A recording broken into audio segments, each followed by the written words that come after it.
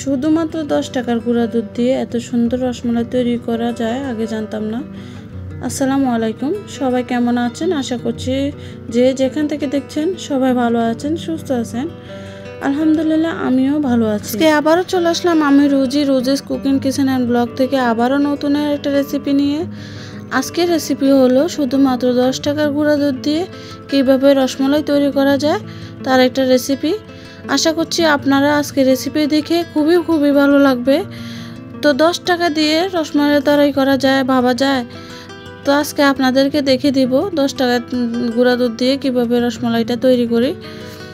তো রসমালাই তৈরি করার জন্য এখানে আমি 3 প্যাকেট 10 টাকা দামের গুঁড়া দুধ নিয়ে নিলাম। আমি গুঁড়া দুধগুলো একটা বাটিতে নিয়ে নিব। তো নিয়ে নিলাম। তো এখানে আমি 2 প্যাকেটের গুঁড়া দুধ নিয়ে মিষ্টিগুলো তৈরি করব। আর 1 প্যাকেট আমি মিষ্টির জন্য যে দুধের রসটা তৈরি করব ওইটাতে আমি ইউজ করব। তো এখন আমি 1 চা চামচ বেকিং পাউডার দিয়ে দিলাম।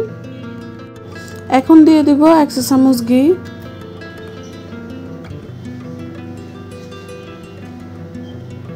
তো ঘিটা দিয়ে দিলাম। তো এখন সবগুলো উপকরণ ভালো করে মেখে নেব। এই তো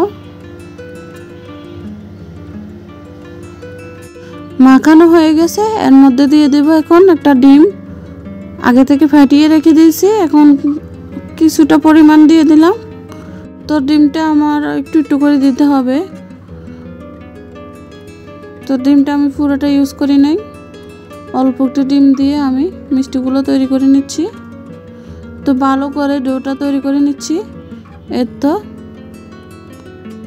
খুবই ভালো করে মেখে নিতে হবে।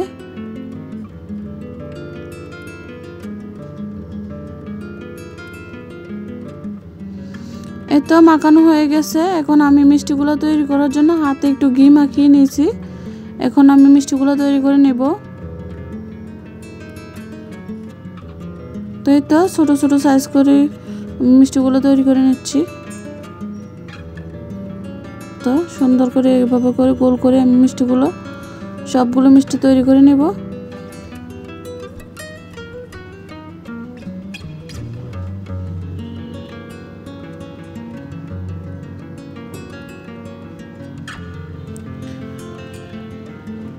এই তো আমি সবগুলো মিষ্টি তৈরি করে নিয়েছি। তা আমার 2 প্যাকেট গুঁড়া দুধ দিয়ে এখানে আমার 15টার মতো মিষ্টি হয়েছে। এখন মিষ্টিগুলোকে এক সাইডে রেখে দেব। তো এখন রসটা তৈরি করার জন্য আমি দুধ বসিয়ে দিলাম। তো এখানে আমি 500 গ্রাম দুধ বসিয়ে দিলাম। এত ভালো করে জাল করে নিচ্ছি।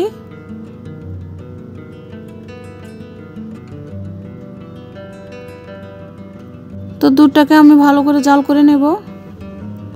তো একটু ঘন করে নেব।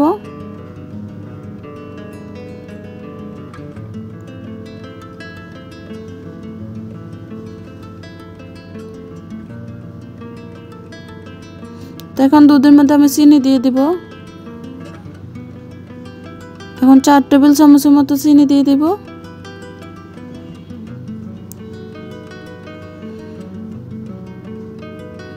তা আমি যতটুকু মিষ্টি খাই আমি অতটুকু মিষ্টি দিলাম, আপনারা চাইলে কমিয়ে বাড়িয়েও দিতে পারেন। তো এখন দুধটাকে আবার ভালো করে নেড়ে দিচ্ছি। এই তো দুধটা ফুটে উঠেছে। এখন আবারও একটু নেড়ে দিচ্ছি। তো দুধটাকে একটু জাল করে ঘন করে নিব।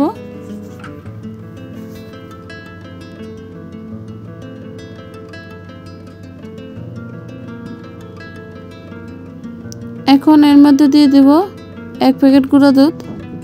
ওই যে 3 প্যাকেট গুঁড়া দুধের মধ্যে 1 প্যাকেট গুঁড়া দুধ রেখে দিয়েছিলাম, এটা দিয়ে দিলাম। এখন ভালো করে নেড়ে নিচ্ছি।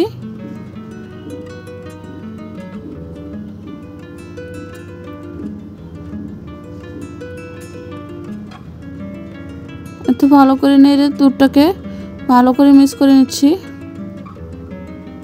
এত দুধটা মিক্স হয়ে গেছে। এখন আমি মিষ্টিগুলো দিয়ে দিচ্ছি। তো মিষ্টিগুলো দিয়ে বেশিক্ষণ জাল করবেন না, 10 মিনিটের মতো জাল করে আপনারা নামিয়ে নেবেন। মিষ্টিগুলো দিয়ে বেশিক্ষণ জাল করলে কিন্তু মিষ্টিগুলো খুলে যেতে পারে।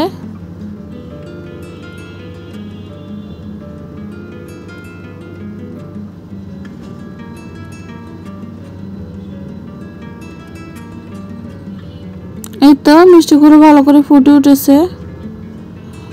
তো এখন হালকা করে একটু নেড়ে দিব, আলতোভাবে একটু নেড়ে দিব। তো আমার রসমালাইটা হয়ে গেছে, এখন আমি নামিয়ে নেব।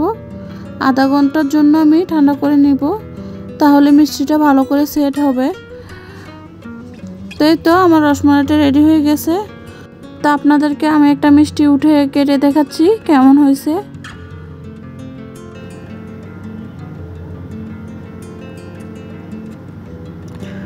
মিষ্টির ভিতরটা কিন্তু খুবই সফট হয়েছে, আর খেতেও কিন্তু দারুণ লেগেছে। তো শুধুমাত্র 10 টাকা খরচ করে আমরা যদি এত সুন্দর মিষ্টি রসমালাই তৈরি করে নিতে পারি বাসায়, তাহলে দোকান থেকে কোনো কেনার প্রয়োজনই হবে না।